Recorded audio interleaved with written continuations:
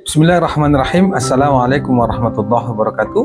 Alhamdulillahirabbil alamin. Allahumma shalli ala Muhammad wa ala ali Muhammad. Apa kabar teman-teman semuanya? Bertemu lagi dengan saya di channel Mahkota Hati. Seperti biasa ya, sebelum materi jangan lupa tuliskan doa terbaik Anda ya di kolom komentar. Tuliskan saja teman-teman semuanya. Itu selalu saya ingatkan ya.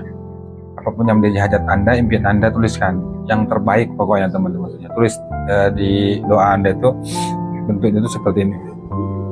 Bismillahirrahmanirrahim. Alhamdulillah ya Allah hutang lunas. Alhamdulillah ya Allah hidupku barokah. Alhamdulillah ya Allah aku berlimpah. Alhamdulillah ya Allah hajatku terwujud. Tuliskan apapun yang menjadi hajat Anda, tuliskan teman-teman dan kita aminkan bersama ya. Insyaallah kita berharap dan semuanya lah kita berharap mudah-mudahan Allah mudahkan, dan yang saat ini teman-teman yang lagi berjuang untuk lunasin hutang, semoga Allah lunaskan hutangnya ya. Ya baik teman-teman semuanya, kita langsung ke materi ya.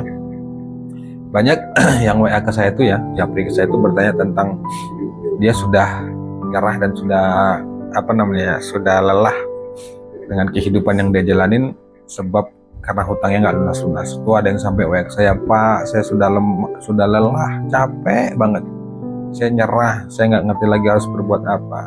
Hutang saya ini nggak lunas-lunas kok, makin hari makin bertambah. Saya bingung harus bagaimana lagi, harus berbuat apa lagi, dan harus amalan apa lagi yang harus dikerjakan supaya Allah menolong, supaya Allah kasih jalan, dan supaya saya itu terbebas dari masalah hutang ini. Tolong kasih pencerahan Pak. Nah yang bertanya seperti itu banyak banget teman-teman, saya banyak banget. Ya saya memahaminya, saya benar-benar memahamin betapa memang sulit dan gak enaknya ketika kita dihadapkan dengan masalah itu.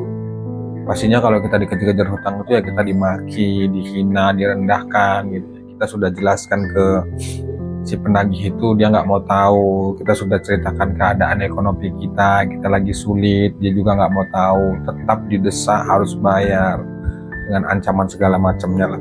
Ya saya memahami itu dan bisa merasakan bahwa nggak enak lah, artinya memang benar-benar buat keadaan kita tuh benar-benar down. Pastinya ibadah itu jadi malas, sholat juga lagi malas, apalagi ibadah-ibadah yang lain tuh semuanya berpengaruh. Karena memang kan di masalah itu kondisi kita dihajar habis-habisan.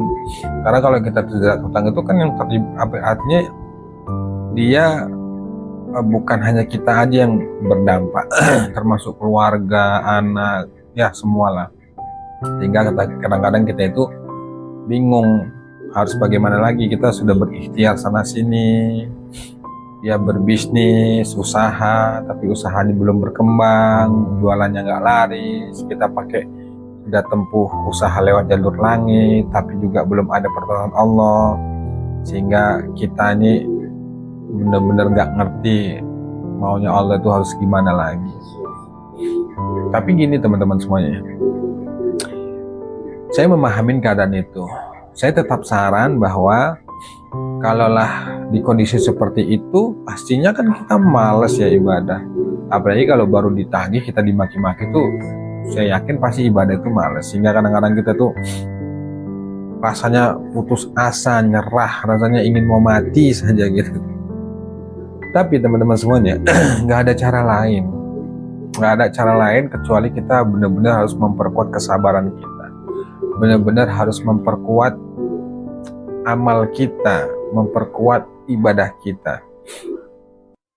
Ya mungkin hari ini ikhtiar yang kita lakukan, baik jalur langit maupun jalur bumi itu belum sepenuhnya sesuai yang kita harapkan. Tapi nggak ada cara lain teman-teman semua. Jalan satu-satunya itu ketika kita sudah benar-benar berada di ujung mentok dan kita sudah nggak tahu harus berbuat apa-apa, itu caranya cuma satu, memang harus datang ke Allah. Kalaupun selama ini Anda sudah melakukan banyak hal ikhtiar, termasuk ikhtiar langit, Anda sudah banyak mengamalkan amalan, Anda sudah tahajud, sudah duha, sudah baca Quran, sudah sedekah, pokoknya ibadah-ibadah yang bisa mendatangkan pertolongan Allah itu sudah Anda lakukan dan pertolongan Allah belum datang.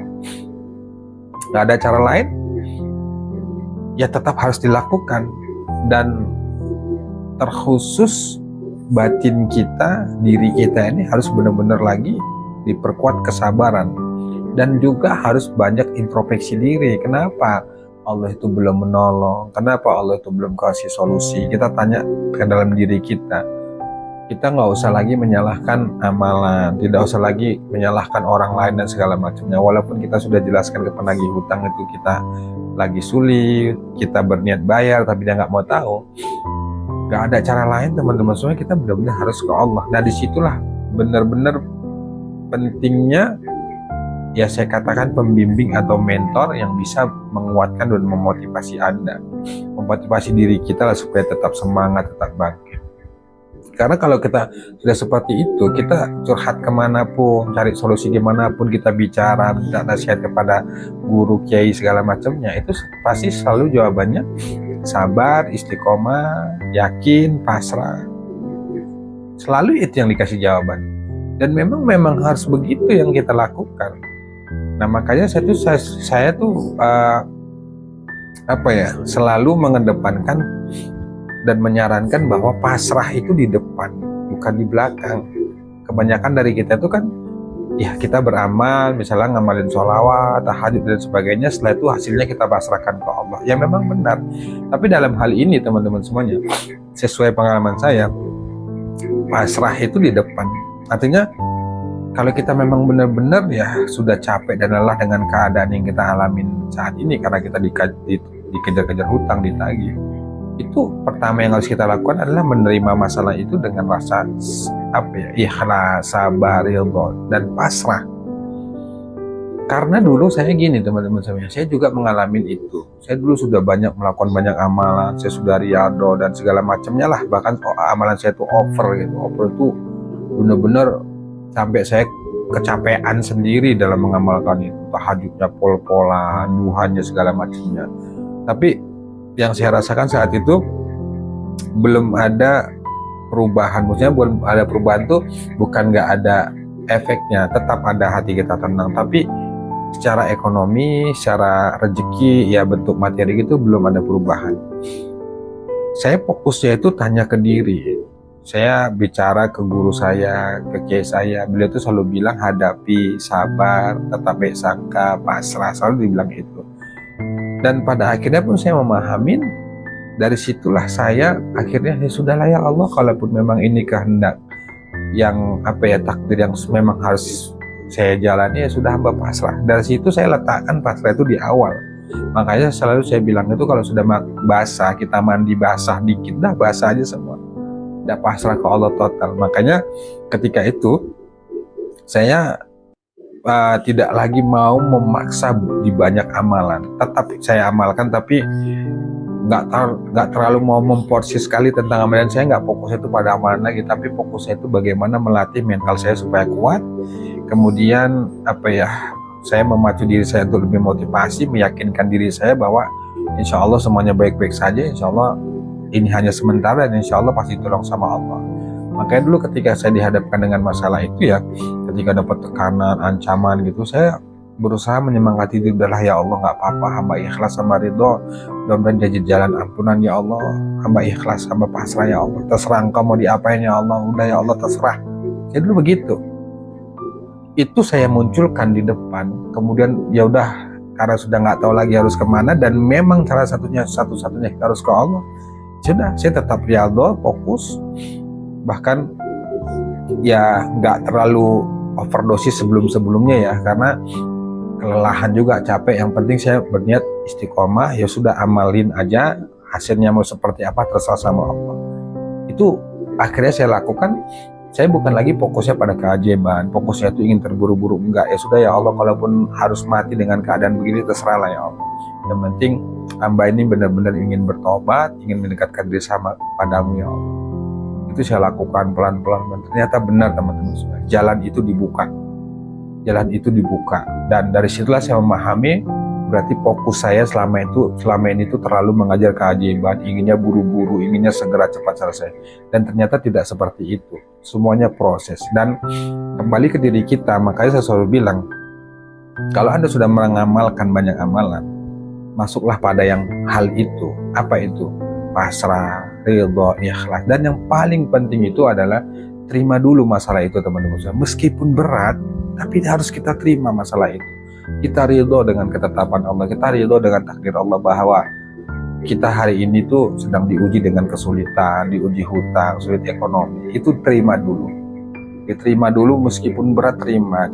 Caranya bagaimana kita supaya bisa menerima takdir Allah itu, supaya kita bisa ridho, supaya kita bisa ikhlas. Ya itu tadi saya selalu bilang kata-kata itu setiap doa, setiap saya ada hal yang nggak mengenakan gitu, saya selalu bilang ya udah ya Allah nggak apa-apa ya Allah, hamba ikhlas, hamba ridho, mudah-mudahan ini jadi jalan ampunan ya Allah. Berkali-kali saya ucapkan itu dalam batin saya ketika berdoa, nangis. Ya Allah, hamba pasrah, nggak ngerti lagi. Yang ketika saat sholat itu bingung tuh mau minta apa, akhirnya yang fokusnya itu minta ampun aja sama Allah. Ya Allah, mudah-mudahan ini jadi jalan ampunan. Hamba menyadari ya Allah bahwa semua ini karena memang salah hamba ya Allah. Itulah yang saya lakukan, karena dulu saya juga mengalami putus asa teman-teman. Bahkan saya tuh dulu pernah ya, saking olengnya, saking bisa dibilang stresnya, kok nggak dibuka jalan sama Allah, belum tolong sama Allah, saya sampai putus asa, nggak sholat, nggak ibadah, nggak, yang tadinya rutin bersolawat, tahajud tuh karena ngeblank ya, karena error, karena putus asa saya nggak sholat tahajud, jangan sholat tahajud, nggak sholat 5 waktu tuh, saking errornya dan saking nggak tahu.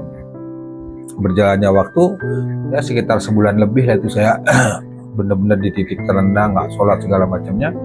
Akhirnya bukan ketenangan yang saya dapat, justru makin terpuruk saya.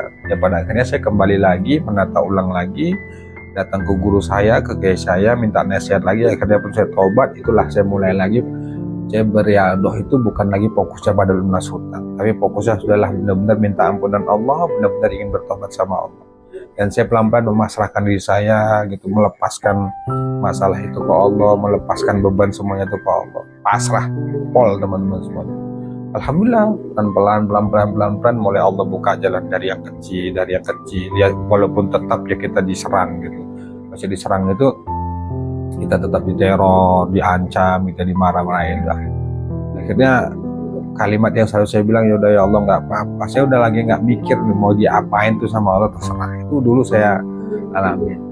Nah buat Anda semuanya, teman-teman semuanya yang memang mengalami seperti yang saya ceritakan tadi itu, saya katakan nggak ada cara lain kecuali kita memang harus benar-benar ke Allah dan introspeksi diri, perkuat kesabaran, perkuat rasa ridho, perkuat rasa sabar, karena cuma itu. Guru-guru kita itu mengajarkan pasti selain amalan, kalau amalan itu kan banyak, apalagi di YouTube tuh ya banyak banget tuh amalan ini insya Allah Allah mudahkan, amalkan ini nanti insya Allah hutangnya cepat lunas, banyak amalan itu. Ya itu bagus sebagai tambahan wawasan keilmuan, tapi dalam hal prakteknya tidak semudah itu teman-teman ya. Proses itu tetap terjadi, kita juga jatuh bangun dalam berjuang menyelesaikan itu, tapi memang begitulah prosesnya. Nah oleh karena itu teman-teman semuanya, saya hanya bilang lanjutkan dan teruskan, serta berusahalah untuk memperkuat mental, melatih kesabaran, melatih rasa ridho, rasa ikhlas. Gak ada cara lain teman-teman semuanya. Pelan-pelan nanti Allah buka jalan. Yang terpenting adalah berusahalah untuk baik sangka, meskipun kondisi kita saat ini kondisi kita benar-benar lagi di bawah, terpuruk, kita nggak bisa berpikir, ya kita harus tetap berbaik sangka sama Allah, memunculkan rasa optimis itu bahwa Allah itu pasti menolong. Cuman itu teman-teman semuanya. Ya sebenarnya panjang, tapi nanti pelan-pelan ya saya bahas lah. Itu dulu teman-teman. Jadi buat Anda saat ini yang sudah kecapean kelelahan, saya katakan sabar, insya Allah ada saatnya, ada waktunya, nanti Allah akan membukakan jalan atas masalah yang Anda hadapi. Wallahu a'lam bishawab. Wassalamualaikum warahmatullahi wabarakatuh.